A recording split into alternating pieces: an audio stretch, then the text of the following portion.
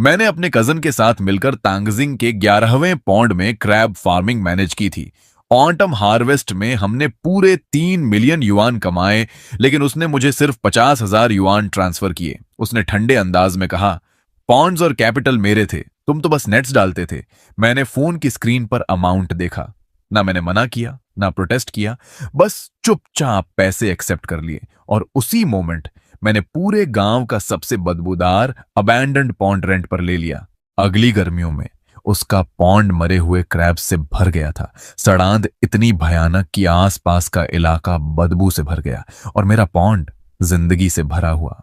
जब मैंने उसका पीला पड़ा चेहरा देखा, मैं अपने लश पॉन्ड के किनारे 2 कदम पीछे हट गया और बोला, मेरी जमीन को अपने पॉइजन से मत छूना। कहते हैं उस रात वो कीचड़ में घुटनों के बल बैठकर सुबह तक चिल्लाता रहा।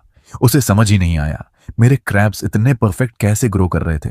कुछ समय पहले मैं सेंचुरी ओल्ड पॉन्ड के पास खड़ा था, पानी का पीएच लेवल और अमोनिया नाइट्रोजन नोट कर रहा था। तभी एक चमचमाती मर्सिडीज जी क्लास आकर रुकी। मेरा कजन जनफू उतरा, नाक दबाते हुए डिस्गस्ट से भरा। उसने कीचड़ को हल्का किक किया। केंशी, साल का हिसाब कर लिया, तुम्हारा बोनस भेज दिया। मैंने फोन पर 50,000 देखा और दिमाग में कैलकुलेशन शुरू हो गई। 3 साल, 1,000 से ज्यादा दिन इस झोपड़ी में रहकर मेहनत की थी। इस साल टॉप क्वालिटी क्रब्स की हार्वेस्ट एक्सेप्शनल थी। रेंट निकालकर प्रॉफिट करीब 3 मिलियन था और मुझे मिला सिर्फ 50,000। वो हंसकर बोला, ये 50,000 ले शहर में कार खरीद ले, यहां का काम खाना डालना कोई भी डॉग कर सकता है। मैंने उसे बिना इमोशन के सुना। 3 साल पहले जब उसने ये पौंड लिया था, वो ऑलमोस्ट सब कुछ खो बैठा था, क्योंकि उसे पानी की क्वालिटी की कोई समझ नहीं थी। मैंने उसे बचाया अपनी खुद की बनाई हुई कंपोजिट बैक्टीरिया कल्चर से। मैंने उससे कहा था, प्रॉफिट 70/30। उसने हंसकर कहा था, हम फैमिली हैं, मैं तुम्हें कभी धोखा नहीं दूंगा। उस दिन मुझे गुस्सा भी नहीं आया। मैंने नोटबुक पॉकेट में रखा। ठीक है, मैं पैसे ले लेता हूं। वो हैरान था कि मैं इतना आसानी से मान गया। मैंने अपना पुराना बैग उठाया और जाते जाते कहा, पंप का फिल्टर बदल देना, याद रखना। मैंने पीछे मुड़कर नहीं देखा, क्योंकि मुझे पता था मेरे माइक्रो एडजस्टमेंट्स और स्ट्रिक्ट कंट्रोल के बिना ये पॉन्ड 6 महीने में जहरीला दलदल बन जाएगा। मैं शहर नहीं गया, मुझे लोगों के सवालों से डर लग रहा था। कितना कमाया? कजन कैसा है? मैं बस गांव की मिट्टी वाली सड़क पर चलता रहा। मेरे हाथ में नोटबुक था, दूसरों के लिए कचरा, मेरे लिए 3 साल की मेहनत। फोन बजा। जानफू फैमिली ग्रुप में रेड एनवलप्स भेज रहा था, अपनी सक्सेस दिखा रहा था। सब मेरी तारीफ कर रहे थे। मैंने फोन बंद कर दिया। मैं गांव के सबसे नीचे वाले हिस्से में गया, जहां एक काला सड़ा हुआ पॉन्ड था। पानी इतना गंदा कि स्ट्रे डॉग्स भी पास नहीं आते थे। मैंने कीचड़ उठाई, सूंघी, और उसी पल एक आइडिया जन्म ले चुका था। अगर खाना डालना कोई भी कर सकता है, तो मैं उसे असली टैलेंट दिखाऊंगा। मैं विलेज ऑफिस गया। सेक्रेटरी वांग, ये पॉन्ड अवेलेबल है। वो हंस पड़ा, ये तो गार्बेज पिट है, कोई नहीं लेगा। रेंट कितना है? 1,000 युएन पर ईयर, बस नाम के लिए। मैंने तुरंत कहा, 5 साल के लिए कॉन्ट्रैक्ट बनाओ। उसने मुझे पागल समझा, लेकिन मैंने साइन कर दिया। उस रात मैंने अपने ब्लैक कंटेनर्स खोले। उनमें थी मेरी secret weapon, probiotic composite solution. मैंने ग्राम तक प्रिसाइज मेजरमेंट लेकर उसे पूरे पॉन्ड में स्प्रे किया। 1 हफ्ते तक दिन में छुपा, रात में काम, दिन में मजदूर, रात में मैजिशियन। दूसरे हफ्ते की सुबह चमत्कार हुआ। काली एल्गी गायब होने लगी, बदबू खत्म, फ्रेश मिट्टी और पानी की खुशबू आने लगी। पानी साफ हो गया, सूरज की रोशनी नीचे तक पहुंचने लगी। 15 दिनों में वो जहरीला पॉन्ड क्रिस्टल क्लियर इकोसिस्टम बन गया। तभी फोन आया, जनफू। पीछे करोके, शराब और औरतों की हंसी। अभी भी कीचड़ में पड़ा है, मैंने वर्कर्स रख लिए, तू मजे कर, न्यू ईयर पर 2 क्रैब दे दूंगा। मैंने कॉल काट दिया। मैंने टेम्परेचर कंट्रोल्ड बॉक्सेस खोले। उनमें थे गोल्डन शेल क्रैब लार्वे, रेयर और डिजीज रेजिस्टेंट। मैंने उन्हें पानी में छोड़ा और नोटबुक में डेटा नोट किया।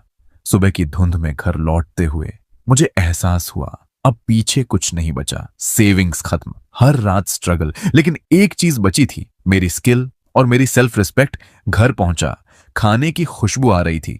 माँ, पिता और मेरी फियांसी चियाओया मेरा इंतजार कर रहे थे। माँ बोली, पूरी रात कहां थे? मैंने झूठ कहा, पॉन्ड पर काम था। चाओया ने टॉवल देते हुए पूछा। तुम बहुत थके लग रहे हो। खाने पर माहौल भारी था। मां ने पूछा, इस साल कजन ने तुम्हें कितना दिया? ये सवाल मेरे दिल में सुई की तरह चुभा। मैंने फोन दिखाया, 50,000, और कैजुअली बोला, बस इतना ही। लेकिन अंदर से मैंने फैसला कर लिया था, अब खेल मैं खेलूंगा। मैंने धीरे से कहा, मां, पैसे आ गए हैं, 50,000। मेरी मां का माथा तुरंत सिकुड़ गया। क्या, सिर्फ 50,000? पूरे गांव में चर्चा है कि फ्यूजिल ने इस साल 3 मिलियन कमाए हैं। मैंने शांत आवाज में जवाब दिया, मां, इस साल दिखने में भले अच्छा लगे, लेकिन लॉस रेट भी काफी हाई था और अगले साल एक्सपेंशन करना है, हर जगह खर्चे। पॉन्ड उनका कैपिटल है, रिस्क भी वही लेते हैं। असल में बचता ज्यादा कुछ नहीं। मैंने हल्की हंसी के साथ जोड़ा, मैं तो बस हेल्पर था, खाना डालता था। 50,000 मिलना भी काफी है। मेरे पिता पाइप पीते हुए चुप रहे। चियाओया मुझे देख रही थी, कुछ कहना चाहती थी लेकिन रुकी हुई थी। सिर्फ मां के चेहरे पर फ्रस्ट्रेशन और डिसबिलीफ साफ दिख रहा था। यह पॉसिबल नहीं है, वो बोली। अगर तुम हर रात जाकर पॉन्ड को मॉनिटर नहीं करते तो वो कब का बर्बाद हो चुका होता। मैंने तुरंत बीच में रोका, मां, ऐसा मत कहो। वो मेरा कजन है, वो मुझे धोखा नहीं देगा। उसका ज्यादा लेना नॉर्मल है, हमें फेयर रहना चाहिए। ये कहते हुए मेरा दिल अंदर से खून रो रहा था। हर शब्द मेरे 3 साल की मेहनत के खिलाफ एक बिट्रेयल था। लेकिन मुझे ये बोलना ही था। मैं उन्हें ये नहीं बता सकता था कि मैं जांगफू से रिश्ता तोड़ चुका हूं, और ये भी नहीं कि मैंने सीक्रेटली गांव का सबसे गंदा पॉन्ड ले लिया है। मैं उन्हें डराना नहीं चाहता था। मां कुछ और बोलने ही वाली थी, लेकिन पिता ने रोक दिया। बस करो, हमारा बेटा जानता है वो क्या कर रहा है। रात को मैं बिस्तर पर लेटा था। चाओया मेरी बाहों में थी। उसने धीरे से कहा, लिन युअन, आज तुम कुछ अजीब लग रहे हो। तुम मुझसे कुछ छुपा रहे हो, है ना? मैंने उसे अपनी तरफ खींच लिया। नहीं, तुम क्या सोच रही हो? बस रात की हवा से सिर दर्द हो गया है। सच? हाँ। अब सो जाओ, कल मैं तुम्हें शहर घुमाने ले जाऊंगा। वो शांत हो गई, लेकिन मेरी आंखों में नींद नहीं थी। मैं छत को देखता रहा। मेरा दिमाग सिर्फ उस काले पॉन्ड में चल रहे बदलाव के बारे में सोच रहा था। वही मेरी उम्मीद था और वही मेरी एकमात्र एग्जिट। अगले कुछ दिन गांव के सबसे बिजी दिन थे। हर घर न्यू ईयर्स की तैयारी में लगा था, हार्वेस्ट का हिसाब और नए साल के लिए सुअर काटने की तैयारी। मैं भी नॉर्मल बिहेव करता रहा। माँ, पापा और चियाओया के साथ शॉपिंग करता रहा, जैसे कुछ हुआ ही नहीं। लेकिन अंदर से एक चीज मुझे लगातार परेशान कर रही थी, पॉन्ड के पानी की क्वालिटी। तीसरे दिन वाटर लैब का रिपोर्ट आया। फोन पर आवाज आई, सर, गुड न्यूज, आपके वाटर सैंपल के रिजल्ट्स आ गए हैं। अमोनिया, नाइट्रोजन और नाइट्राइट दोनों सेफ लिमिट से नीचे हैं। डिसॉल्व्ड ऑक्सीजन बहुत हाई है और बैक्टीरियल इकोसिस्टम पूरी तरह एस्टेब्लिश हो चुका है। उस समय मैं चाओया के साथ न्यू ईयर कपलेट्स चुन रहा था। यह सुनकर मैं इतना एक्साइटेड हो गया कि दुकान गिराते गिराते बचा। मैं तुरंत एक कोने में जाकर धीरे से बोला, ट्रांसपेरेंसी कैसी है? Excellent. Mud, algae, aquatic plants सब परफेक्टली ग्रो कर रहे हैं। ये एक फर्स्ट क्लास इकोलॉजिकल पॉन्ड के स्टैंडर्ड्स को पूरा करता है। ये रेस्टोरेशन का परफेक्ट केस स्टडी है। आपकी टेक्निक अमेजिंग है। मैंने गहरी सांस ली। Perfect, thank you. कॉल कटते ही मेरे कंधों से जैसे एक भारी बोझ उतर गया। अब ये पॉन्ड सच में मेरा था। अब बस इंतजार था उन गोल्डन शेल क्रैब लार्वे के बड़े होने का। इस दौरान जांगफू ने भी कई बार कॉल किया। पहली बार, 50,000 कैसे खर्च करोगे? पेरेंट्स का घर रेनोवेट कर देना, बाकी शादी के लिए बचा लेना। उसकी आवाज एक एहसान जताने वाले बड़े भाई जैसी थी। मैंने शांत होकर कहा, समझ गया कजन। दूसरा कॉल, और न्यू ईयर से एक दिन पहले, कल दोपहर शहर के सबसे महंगे रेस्टोरेंट में लंच है। मैंने सब अरेंज कर लिया है। फैमिली, बायर्स सब आएंगे। इस साल हमने बड़ा कमाया है, सेलिब्रेट करना बनता है।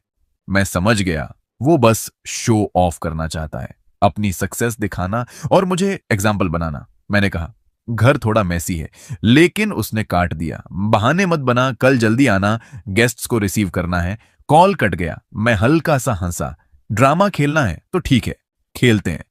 न्यू ईयर की दोपहर मैं पेरेंट्स और चाओया के साथ रेस्टोरेंट गया। सबसे बड़ी प्राइवेट हॉल में 5 टेबल्स लगी थीं।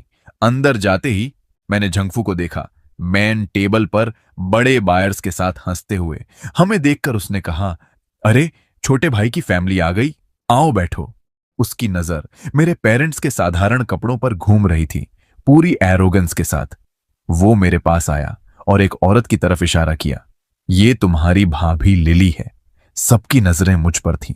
मेरे पेरेंट्स का चेहरा सख्त हो गया। चाओया का हाथ मेरे हाथ को कसकर पकड़ चुका था, लेकिन मैं बस मुस्कुराया। नमस्ते भाभी, मैं झांग। उसके बाद पूरा डिनर एक वन मैन शो बन गया। कभी वो क्रैब सीजन की बात करता, कभी बड़े बायर्स की। फिर उसने ग्लास उठाया। ये मेरा छोटा भाई, 3 साल मेरी फार्म में काम किया, मेहनती है, भले बिजनेस माइंड नहीं है। मैंने इसे 50,000 दिए एंजॉय करने के लिए। बताओ, मैं अच्छा भाई हूं ना? सब हंसने लगे। बहुत अच्छा भाई, इतना बड़ा आदमी, फिर भी हम्बल, छोटे भाई को नहीं भूला। फिर किसी ने कहा, सुना है इसने खुद भी एक पॉन्ड लिया है, वो भी सबसे बेकार वाला। मेरे पिता चुप हो गए। चाओया का हाथ और कस गया। जांगफू हंसा। इतना बड़ा डिसीजन और फैमिली को बताया भी नहीं। 50,000 भी वेस्ट कर दिए। कोई बात नहीं, जब नुकसान हो वापस आ जाना। तुम्हारा बड़ा भाई है ना। मैंने दांत भींच लिए। मेरे पेरेंट्स शर्म से लाल थे। चाओया की आंखें भर चुकी थीं। लेकिन मैं खड़ा हुआ, ग्लास उठाया। भाई, इन 3 सालों में आपने मेरा ख्याल रखा। ये टोस्ट आपके लिए। मैंने एक ही सांस में ड्रिंक खत्म कर दिया। सब चुप हो गए। जांगफू खुश था। उसे लगा मैं झुक गया, लेकिन वो नहीं जानता था ये टोस्ट उसके लिए नहीं था। ये था उस रिश्ते के लिए जिसे उसने खुद खत्म कर दिया। उस मोमेंट के बाद सब खत्म। रेस्टोरेंट से बाहर आते वक्त पापा चुप थे। मां आहें भर रही थी। चाओया मेरा हाथ कसकर पकड़े थी।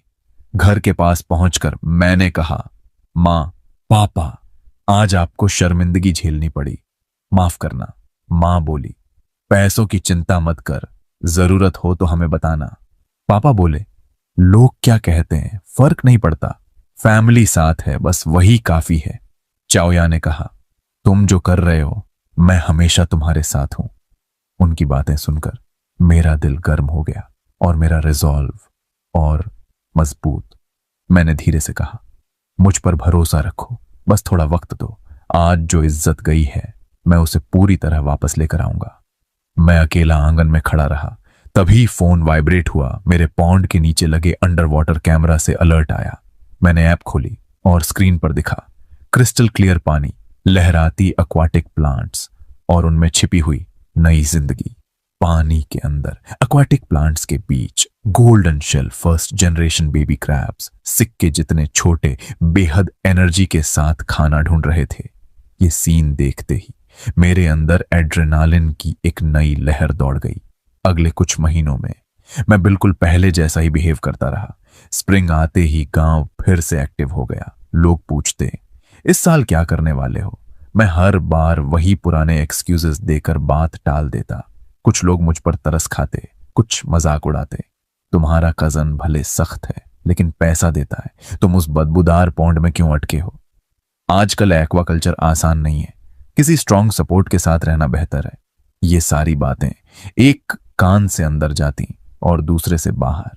मुझे पता था उनका इरादा गलत नहीं है, उन्हें सिर्फ सरफेस दिखता है। जांगफू की सक्सेस और मेरी फैमिली का डाउनफॉल उन्हें नहीं पता। इस शांत पानी के नीचे तूफान कब से पल रहा है, और ये भी नहीं कि मैं बस सही मोमेंट का इंतजार कर रहा हूं। जल्दी ही समर आ गया। लगातार हीट वेव अलर्ट्स आने लगे। क्रैब्स के लिए सबसे खतरनाक चीज हीट प्लस लो ऑक्सीजन। मैं समझ गया मेरा टाइम आ चुका है। मैंने टीवी बंद किया और पेरेंट्स से कहा, कल से मैं पौंड वाली झोपड़ी में शिफ्ट हो जाऊंगा, कुछ समय घर नहीं आ पाऊंगा। अगली सुबह मैं सूरज निकलने से पहले उठ गया, चुपचाप बूट्स पहने, और बाहर निकलने से पहले पेरेंट्स के कमरे की बंद दरवाजे को देखा। मन ही मन कहा, मां, पापा, एक बार और भरोसा कर लो। इस बार मैं आपको निराश नहीं करूंगा और किसी को हमारी फैमिली को नीचा नहीं दिखाने दूंगा। मैं सीधा पॉन्ड पर गया, नेट उठाया, और आज की हीट के बावजूद क्रैब्स बड़े, मजबूत, हेल्थी थे। मैंने हर पैरामीटर चेक किया, प्लांट्स, मड, ऑक्सीजन, सब परफेक्ट। मैंने पंप चालू किया, पानी की सरफेस लहराने लगी और मुझे साफ महसूस हुआ इस पानी के अंदर एक पावरफुल लाइफ फोर्स है। अब मुझे किसी की नजर की परवाह नहीं थी, लेकिन मैंने अपनी सक्सेस किसी को नहीं बताई। शो शुरू होने से पहले सब परफेक्ट होना जरूरी था। मैंने पॉन्ड का पूरा इंस्पेक्शन किया। बस थोड़ी सी फीड डालते ही क्रैब्स फ्रेंजी में आ जाते थे। उनकी एनर्जी जांगफू के क्रैब्स से कई गुना ज्यादा थी। जांगफू हमेशा कहता था उसका पॉन्ड फंगशुई ब्लेस्ड है, लेकिन सच, वो खराब क्वालिटी के डेड फिश डालता था। उसके पॉन्ड की मड टॉक्सिक हो चुकी थी, ब्लैक, स्मेली, और हीट आते ही ग्रीन ऑल्गी सरफेस पर पॉइजन की तरह तैरने लगती। पहले मैं हर रात जाकर एरेटर चलाता, एंटीडोट डालता। इन 3 सालों में मैंने उसे लाखों का नुकसान बचाया था, लेकिन उसके लिए यह सब नॉर्मल था। तभी उसका कॉल आया, कियांगी घर में एसी में मजे कर रहा है, कल सुबह 6 बजे आ जाना। कुछ क्रैब्स मर रहे हैं, उन्हें निकालना है, गांव वालों को पता नहीं चलना चाहिए। उसका टोन जैसे वो किसी सर्वेंट को ऑर्डर दे रहा हो। मैंने फोन कसकर पकड़ा, लेकिन आवाज शांत रखी। ठीक है, समझ गया। शाम को चावया आई सूप लेकर। वो बोली, आज वेदर बहुत अजीब है, हवा नहीं है, डॉग्स तक परेशान हैं, क्रब्स कैसे सरवाइव करेंगे। मैंने उसे गले लगाया। चिंता मत करो, मेरा इकोसिस्टम स्टेबल है, आज रात कुछ भी हो जाए ये पॉन्ड स्टेबल रहेगा। वो मुझे देखती रही। तुम कुछ छुपा रहे हो ना? मैं मुस्कुराया। कल सुबह तुम्हें एक मिरेकल दिखाऊंगा। मैंने उसे सच नहीं बताया। यह डिजास्टर बहुत बड़ा होने वाला था और मैं उसे इस डर में शामिल नहीं करना चाहता था। रात पूरी काली हो गई। तभी मेरे पिता आए अपने ट्राइसिकल पर, एक पावरफुल पंप लेकर। हम दोनों चुपचाप पॉन्ड के पास बैठे रहे। उन्होंने धीरे से कहा, यह मौसम ठीक नहीं है, 10 साल पहले ऐसा ही हुआ था और सारे क्रैब्स मर गए थे। फिर उन्होंने एक पुरानी सेविंग्स पासबुक मुझे दी। इसमें 20,000 युएन है, जरूरत पड़े तो यूज करना। मेरी आंखें भर आईं। पापा, इसकी जरूरत नहीं है, उन्होंने कहा। नेचर अनप्रिडिक्टेबल है, तुम अकेले लड़ रहे हो, यह हमारा सपोर्ट है। मैंने पासबुक कसकर पकड़ ली, दिल में कसम खाई, ऑटम हार्वेस्ट के बाद मैं इन्हें कई गुना लौट आऊंगा। उस रात मैं सोया नहीं। रात 2 बजे मैं उठा, वेदर चेक किया, ह्यूमिडिटी 95%, प्रेशर एक्सट्रीमली लो। मैं जांगफू के पॉन्ड के पास गया और जो देखा वो खत्म होने की शुरुआत थी। पानी की सरफेस पर green fluorescent slime, massive cyanobacteria Bloom. मैंने कुछ नहीं किया, अब कोई कुछ नहीं कर सकता था। मैंने अपने पॉन्ड की तरफ देखा, शांत, स्टेबल, प्लांट्स ऑक्सीजन छोड़ रहे थे, क्रैब्स आराम से बैठे थे। मैं बांध पर बैठ गया और दूसरी तरफ से आवाजें आने लगीं। पानी में हलचल, क्रैब्स स्ट्रगल कर रहे थे ऑक्सीजन की कमी से। वे किनारे चढ़ने की कोशिश कर रहे थे, एक दूसरे को कुचलते हुए, फोम उगलते हुए, और फिर एक एक करके मरते गए। सुबह होते ही पूरे गांव में सड़े हुए क्रैब्स की बदबू फैल गई। गांव कैओस में बदल गया। 20 मिनट के अंदर जंगफू अपनी मर्सिडीज से कूदकर बाहर आया। उसने अपने पॉन्ड को देखा, मरे हुए क्रैब्स, ग्रीन पॉइजन, और वहीं चीख पड़ा, एक ऐसी चीख जो सब कुछ खत्म होने की थी। वो पागलों की तरह चिल्ला रहा था, रो रहा था, और मैं अपने पॉन्ड के किनारे खड़ा चुपचाप देख रहा था। अब खेल खत्म हो चुका था और असली जीत बस शुरू हुई थी। अचानक झंगफू ने जैसे ही अपना सिर घुमाया, उसकी नजर मुझ पर पड़ी और अगले ही पल वो लड़खड़ाते हुए मेरी तरफ भागा। उसकी चाल में घबराहट थी, आंखों में डर और चेहरे पर पूरी तरह टूटी हुई उम्मीद। लेकिन जैसे ही वो मेरे करीब आया, उसने मुझे नहीं, मेरे पीछे देखा। मेरे पीछे एक लग्जूरियंट इकोलॉजिकल पॉन्ड फैला हुआ था, क्रिस्टल क्लियर पानी, नीचे तक साफ दिखाई देता हुआ तल, और उसमें धीरे धीरे घूमते हुए golden shell giant river crabs जो पूरी शांति से अपना खाना ढूंढ रहे थे। उसका चेहरा जो पहले गुस्से से भरा था, अब पूरी तरह सफेद पड़ चुका था। होंठ कांप रहे थे। ये वही गंदा पॉन्ड है। मैंने उसे सीधा देखा। मेरी आंखों में कोई इमोशन नहीं था। तुम्हें क्या लगता है? फिर मैंने धीरे से कहा, और तुम्हारे क्रैब्स क्यों मर गए? पता है, क्योंकि मैं नेचर को रिस्पेक्ट करता हूं और तुम सिर्फ प्रॉफिट कैलकुलेट करते हो। अचानक जैसे उसका आखिरी सहारा भी टूट गया हो, वो मेरे सामने सीधे घुटनों के बल गिर पड़ा। कीचड़ उसके कपड़ों पर फैल गया। कियांशी, मुझसे गलती हो गई, मैंने तुम्हारे साथ गलत किया, प्लीज मुझे माफ कर दो। उसकी आवाज टूट रही थी। जल्दी अपना वो मिरेकल सॉल्यूशन दे दो, मेरे पॉन्ड को बचा लो। वो लगभग रोते हुए बोला, 1 महीने के लिए नहीं, मैं तुम्हें 20,000 युआन पर मंथ दूंगा, बस मेरा पॉन्ड बचा लो प्लीज। तभी पीछे से भारी आवाज आई। कई refrigerated trucks luxury sea food brand के लोगों के साथ धीरे धीरे आकर मेरे पॉन्ड के किनारे रुक गए। मैंने उसकी तरफ देखना भी जरूरी नहीं समझा। मैंने अपने वाटरप्रूफ बूट्स पहने और सीधे पानी में उतर गया। मैंने नेट डाला और एक क्रैब बाहर निकाला। 350 ग्राम से भी ज्यादा भारी, green back, white belly, top grade premium king crab. किनारे खड़े शंघाई के बड़े रेस्टोरेंट के परचेज डायरेक्टर की आंखें चमक उठीं। ये तो एक्सेप्शनल क्वालिटी है, ऐसे क्रैब्स बहुत रेयर होते हैं।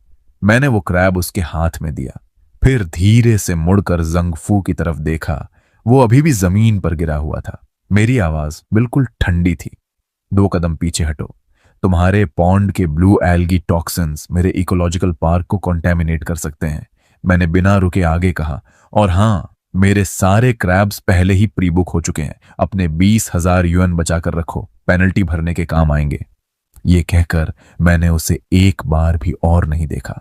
मैं पूरी तरह अपने काम में लग गया। वर्कर्स को निर्देश देने लगा, सावधानी से उठाओ, डैमेज नहीं होना चाहिए। बास्केट के बाद बास्केट प्रीमियम क्रैब्स ट्रक्स में भरते गए। हर एक crab perfect size, perfect health, perfect value. किनारे खड़ा परचेस डायरेक्टर वेट शीट देखकर मुस्कुरा रहा था। इस फर्स्ट बैच के लिए मैं तुम्हें मार्केट का हाईएस्ट प्राइस दे रहा हूं और अगले साल की पूरी प्रोडक्शन भी रिजर्व करता हूं।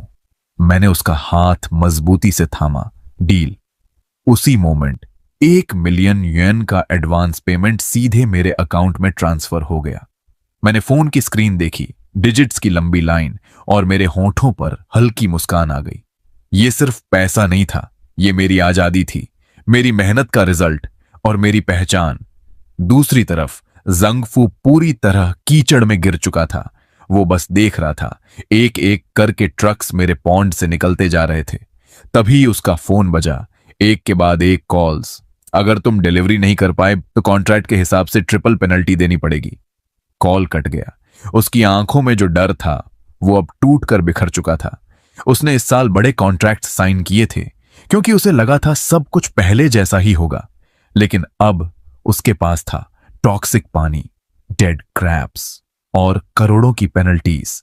सुबह का सूरज उग चुका था, हल्की धुंध के बीच पानी चमक रहा था और पहली बार मैंने महसूस किया मेहनत का असली सुकून। पहले हर दिन डर था, वेदर, ऑक्सीजन, एल्गी, हर रात एक गैम्बल, लेकिन अब अपने खुद के पॉन्ड के किनारे खड़ा, परफेक्ट इकोसिस्टम के साथ, मैंने पहली बार रिजल्ट को एंजॉय किया। मैंने अपने हाथों की मिट्टी झाड़ी और मन ही मन सोचा, अब इस पार्क को और बड़ा बनाऊंगा और इस इंडस्ट्री में अपना नाम बनाऊंगा। मैं शहर में अपना घर खरीदूंगा और अपने पेरेंट्स के लिए नया जीवन बनाऊंगा। ये सब पहले सिर्फ सपना था, अब हकीकत। मैं घर लौटा, इस बार थका हुआ नहीं बल्कि हल्का महसूस करते हुए। मैंने गर्म पानी से नहाया, टेबल पर बैठा और फैमिली के साथ खाना खाया। फिर मैंने फोन उठाया और अपना बैंक बैलेंस दिखाया। मां की आंखों से आंसू निकल पड़े, पिता के हाथ कांप रहे थे। हमारा बेटा सफल हो गया। उस दिन मैं अपने कमरे में गया, पुराना लैपटॉप लॉक करके ड्रॉअर में रखा और बिस्तर पर लेट गया और बहुत समय बाद मैं गहरी नींद सोया। दूसरी तरफ जंगफू की दुनिया खत्म हो रही थी। Clients, dates, penalties. उसकी फियांसे लिली बैग्स लेकर चली गई। मैं तुम्हारे साथ बर्बादी में नहीं रह सकती। वो उसे रोक नहीं पाया। वो जमीन पर गिर गया और वहीं समझ गया, सब खत्म। 3 दिन बाद मेरी पहली फुल हार्वेस्ट 2 मिलियन युएन। लेकिन मैंने लग्जरी नहीं चुना। मैंने चाओया के साथ 140 वर्ग मीटर का अपार्टमेंट कैश में खरीदा। जब मैं गांव लौटा, सब कुछ बदल चुका था। जो लोग मुझे हंसते थे अब मुझे भाई बुलाते थे। और जंगफू, उसका घर बिक रहा था, कार गिरवी थी, क्रेडिटर्स दरवाजा तोड़ रहे थे। हाँ, उसका पॉन्ड जो उसका सपना था अब एक बोझ बन चुका था। वही एक दिन मैं अपने पॉन्ड के पास काम कर रहा था। दीवार के उस पार वो एक डीलर से लड़ रहा था। तुम्हारा पॉन्ड पूरी तरह सड़ चुका है, मैक्स 20,000 युआन दूंगा। झांगफू चिल्लाया, सिर्फ एरेट्रस ही इससे ज्यादा के हैं। लेकिन अब कोई उसकी सुनने वाला नहीं था और मैं अपने साफ शांत पानी के सामने खड़ा, बस एक बात महसूस कर रहा था, इस बार मैंने सिर्फ पैसा नहीं कमाया, मैंने अपनी इज्जत, अपनी पहचान और अपना भविष्य जीत लिया। ये कीमत है, लेनी है तो लो, नहीं तो छोड़ दो। मेरे अलावा कोई भी तुम्हारे इस सड़े हुए पौंड को नहीं खरीदेगा। जंगफू जंगफू वहीं खड़ा रह गया। उसके हाथ मुट्ठी बनते और खुलते रहे। उसकी आंखों में आखिरी उम्मीद भी बुझ चुकी थी। कुछ सेकंड बाद, जैसे हवा निकल चुका गुब्बारा, उसने धीरे से सिर हिला दिया। कॉन्ट्रैक्ट साइन हुआ। डीलर ने जेब से 20,000 युआन कैश निकाले और उसके सामने फेंक दिए। उसी पल जांगफू ने सिर उठाया। ग्रिल के उस पार उसकी नजर मुझ पर पड़ी। मैं हाथ में वॉकी टॉकी लिए खड़ा था, नेक्स्ट रेफ्रिजरेटेड ट्रक के डिस्पैच को मैनेज कर रहा था। मैंने उसकी तरफ देखा तक नहीं। मेरी ये पूर्ण अनदेखी उसके लिए किसी थप्पड़ से भी ज्यादा दर्दनाक थी। वो मेरी सीधी खड़ी हुई सिलुएट को देखता रहा और फिर अपने हाथ में पकड़े कुछ नोटों को। उसके अंदर अचानक एक ऐसा पछतावा उमड़ा जिसे शब्दों में बयान करना नामुमकिन था। वो जोर से चिल्लाया और पागलों की तरह भागकर किनारे पर पड़ी एक वाटर पंप के पास पहुंचा। उसने जमीन से एक व्रेंच उठाई और पूरी ताकत से वार किया। धड़ाम! वो पंप, जिसकी कीमत 10,000 थी, कुछ ही सेकंड में लोहे के टुकड़ों में बदल गई। लेकिन अब कुछ भी बदलने वाला नहीं था। मेरा सफर यहीं से शुरू हुआ। मेरा बिजनेस उड़ान भर चुका था। जो बायर पहले एक बार आया था, वो मेरा सबसे लॉयल क्लाइंट बन गया। मैंने खुद को सिर्फ एक पॉन्ड तक सीमित नहीं रखा। मैंने एक कंपनी शुरू की, एक्वाकल्चर टेक्नोलॉजी कंपनी। मैंने गांव के नीचे के इलाके में सैकड़ों हेक्टेयर वाटर बॉडीज लीज पर लिए और एक कोऑपरेटिव सिस्टम बनाया। मैंने गांव के मेहनती और ईमानदार लोगों को साथ लिया और उन्हें पर्सनली ट्रेनिंग दी, मॉडर्न एक्वाकल्चर टेक्निक्स। मैंने उन्हें इंडस्ट्री का सबसे हाई बेस सैलरी दिया और साथ में ईयरली बोनस भी। धीरे धीरे गांव में एक बात फैल गई, भाई कैंग के साथ काम करो तो फ्यूचर सिक्योर है। अतीत वापस आया, लेकिन देर हो चुकी थी। एक दिन मैं अपने ऑफिस में रिपोर्ट्स देख रहा था, तभी एक तेज परफ्यूम की खुशबू हवा में फैली। मैंने सिर उठाया। लिली, वो मुस्कुराते हुए मेरे पास आई। कियांगी, बॉस, मुझे हमेशा से पता था कि आप बहुत बड़े आदमी बनोगे। उसने फ्लर्ट करते हुए आंख मारी और अपना हाथ मेरे डेस्क पर रखने की कोशिश की, लेकिन मैंने उसकी तरफ देखा तक नहीं। मैंने बस एक शब्द कहा, दफा हो जाओ। उसकी मुस्कान वहीं जम गई। सिक्योरिटी ने उसे बाहर निकाल दिया। वो ऊंची हील्स में लड़खड़ाते हुए भाग गई। मैंने मन ही मन सोचा, अब मैं किसी गंदगी को अपने संसार के पास नहीं आने दूंगा। नई जिंदगी की शुरुआत ऑटम आया और मेरी और चाओया की शादी तय समय पर हुई। मैंने शहर का सबसे अच्छा होटल बुक किया।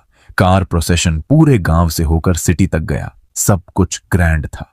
कुछ दिन पहले मुझे एक कॉल आया, मेरी एक्स रिलेटिव की तरफ से। फोन पर रोती हुई आवाज, प्लीज, कियांगी, जांगफू और उसके पिता कंस्ट्रक्शन साइट पर काम कर रहे हैं और रात में शराब पीते हैं।